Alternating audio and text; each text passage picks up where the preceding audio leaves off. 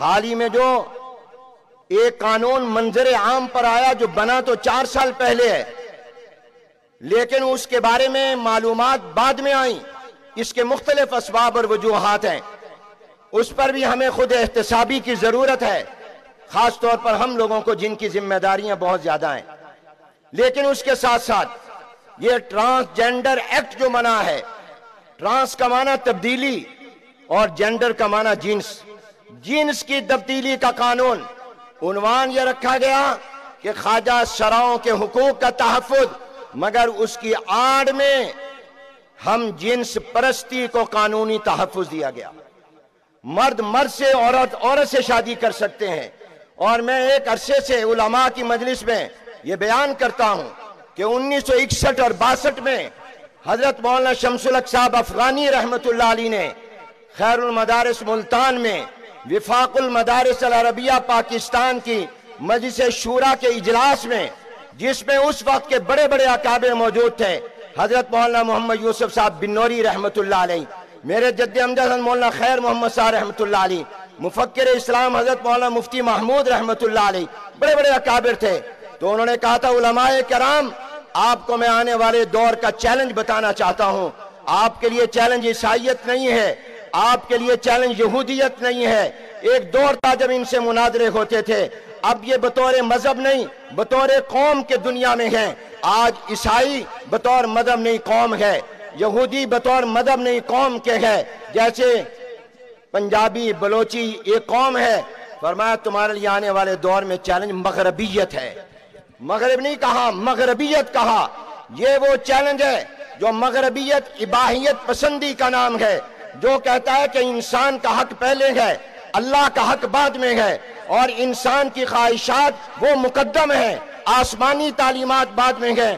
یہ پاکستان جو اسلام کے نام پر بنا، اس پر بھی تہذیبی دہشت گردی اور تہذیبی حملہ ہے۔ میں آج آپ سے درخواست کرنا چاہوں گا کہ آپ ٹرانسجینڈر ایکٹ کے بارے میں پورے ملک میں بینر لگائیں، آویزاں کریں، پینا فلیکس لگائیں، قرآن و سنت کے خلاف قانون نامنظور، شریعت کے خلاف قانون نامنظور، اور ہمیں اپنے خاندانی نظام کے خلاف قانون نامنظور، اس کو مہم اور تحریک بنائیں۔ اور تیسرا یہ ہے کہ اس قانون کو مسلم لیگ نون نے بھی پاس کیا، پیپلز پارٹی نے بھی کیا، تحریک انصاف نے بھی کیا، ان کے تمام ایم این اے کے پاس۔ آج میں آپ سے یہ درخواست کر رہا ہوں اس امید کے ساتھ کہ آپ اس فقیر کی آواز پر توجہ دیں گے۔ آپ جانے کے بعد اپنے اپنے حلقوں کے ایم این اے کو ملیں، سینیٹر کو ملیں، اپنا احتجاج ریکارڈ کروائیں اور ان کو کہیں ہم نے تمہیں ووٹ یا ہمارے علاقے نے ووٹ اس لیے نہیں دیا تھا کہ تم اسلام کے خلاف قانون پاس کرو، تم نے ہمارے مینڈیٹ کی توہین کی ہے۔ آئندہ الیکشن میں ہم سے ووٹ مت مانگنے آنا، پہلے اس قانون کو ختم کرواؤ۔ آپ نے اپنے اپنے حلقے کے ایم این اے، سینیٹر، ممبران پارلیمنٹ کو جا کر اپنا احتجاج ریکارڈ کروانا ہے۔ کروائیں گے کہ نہیں کروائیں گے؟ یہ آپ کا اور میرا دینی اور ایمانی فریضہ ہے۔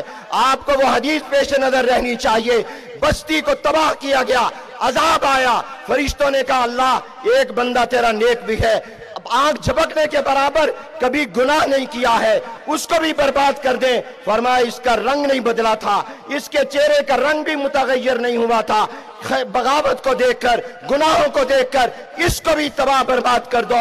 مجھے اور آپ کو اس ملک کو عذاب سے بچانا ہے، قوم کو عذاب سے بچانا ہے۔ سیلاب نے، بے وقت کی بارشوں نے بھی ہماری آنکھیں نہ کھولیں۔ اب تو اٹھو، اب تو غور کرو، اس قانون کے خلاف آپ اپنی آواز کو بلند کریں۔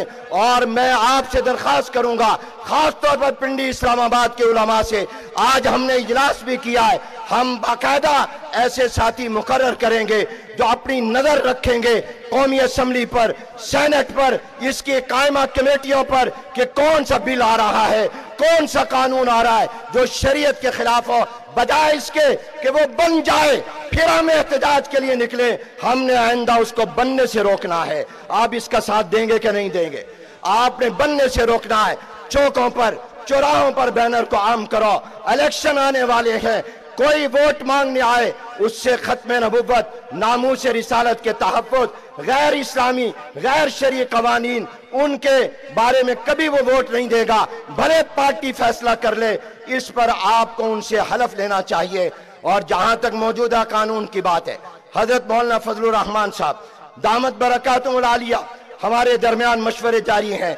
हजरत मौलाना ने इस पर अपने जमीयत के रुफाका को मुकर्रर किया, पूरे कानून का जायजा लिया, फिर इनके रुफाका ने एक मुसवदा तैयार किया। हजरत ने वो मुसवदा भेजा हजरत मौलाना मुफ्ती मोहम्मद तकी उस्मानी साहब दामत बरकातुहुम के पास। फिर खुद मौलाना कराची तशरीफ ले गए, हजरत से मुलाकात हुई और उसके मुताबिक हजरत को मुसवदा दिया। हजरत ने गौर करके उसका एक तरामीम कुछ की, उसके अंदर मजीद इस्लाह और बेहतर किया। फिर हजरत ने अपने साथियों को दिया, वो अल्हम्दुलिल्लाह तैयार हो गया। मैं ये बात आपके सामने रिकॉर्ड पर लाना चाहता हूं कि इस कानून का खात्मा वफाकी शरई अदालत के जरिए नहीं होगा, ये पार्लियामेंट के जरिए होगा। वफाकी शरई अदालत मामलात को लंबा करती है, लटकाती है, सूद के खिलाफ उसने लटकाया है। इसलिए शरई अदालत में सिर्फ इन्हिसार करना यह हमारे लिए ठीक नहीं होगा। हमें पार्लियामेंट मौजूद है, पार्लियामेंट जिंदा है, हमें इसी पार्लियामेंट में ये बिल लाना है और हजरत मौलाना ला चुके हैं। मुझे उम्मीद है कि पूरा मुल्क आपकी पुष्ट पर होगा और इंशाअल्लाह ऐवानों में जमयत ये जंग लड़ेगी, बाहर आप लड़ेंगे। हमने इस कानून को भी खत्म करवाना है। और आज एक बात कह दूं, ये पार्लियामेंट जितने भी शरीयत के खिलाफ कानून मंजूर कर चुकी या कर रही है या करेगी बैरूनी दबाव पर, हम उसको पांव की नोक पर रखेंगे।